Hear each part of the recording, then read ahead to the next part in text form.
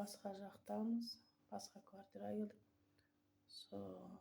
Бұйырса жұмыс тауып, бір нормальный жұмыс, хотя 2 күн істеп 2 күн демалатын ба, хотя сондай нормальный жұмыс тауып, енді демалысы баршы. Енді жас емеспіз ғой, ойбай, күнде бүйтіп істей беретін. Сол демалысымен жұмыс болса жақсы болады еді, нұр үстінде нұр алатын еді. Даже қиналып жатқан кезде мен шын айтсам туған бауырым қал жағдайымды сұрамайды.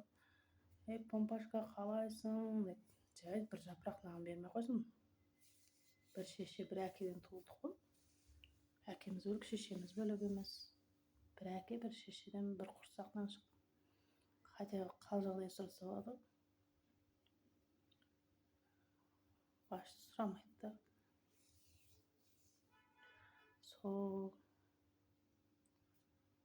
бауырың бар ғой дейді. Мен айтатын қазір заман.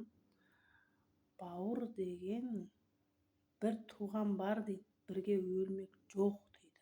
Қазір заман солай, бұрынғы біздің әке шешеміздің заманы емес. Мысалы, әкем бауырым деп жаны ашитын. Жайт қыз балаға жаны ашымаса да бізге бауырым-ау деп кәдімгі бір бұзауын, бір қойын сөйтіп беретін. Біздің әке шешеміздің заманы емес. Қазір кішкене қаталдау, қиындау заман.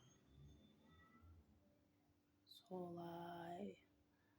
Даже сен кейде сүрініп құлап жатсаң, сенің дұшпаның бүйтіп күледі. Сауап болыпты дейді. Қазір солай. Жақсы адамдар бар, бірақ аз. Туғаның жаны ашыма, басқа біреу саған жаны ашы ма? Жоқ, басқа біреу саған бір жапырақ нан бере ма? Менің мысалы бауырымда ше, мысалы әйел тастап кетсе, мысалы айтатын, мысал ретінде.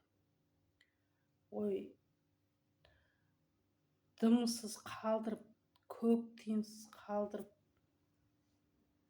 бүйтіп шешіндіріп далаға тастап кететін болса, например, да, мүгедек қылып айтып, бірдеңке Құдай сақтасын. Мен өзім бағам, шын айтамын. Менің ақтық таусылғанша, өлгенше мен бауырымды бағам. Өйткені біз қыз бала бауырға жақын боламыз. Бізде түк жоқ қой енді, көк тиын жоқ. Бешарамыз, бірақ бауырымды алдыма әкеп тастаса, мә бақ деп лақтырып жіберсем, маған қарай. Көк тиынсыз, мүгедек па бірдеңке лақтырып жіберсем, Құдай сақтасын. Мен шамам келгенше бағам. Біз қыз бала өйткені сондаймыз.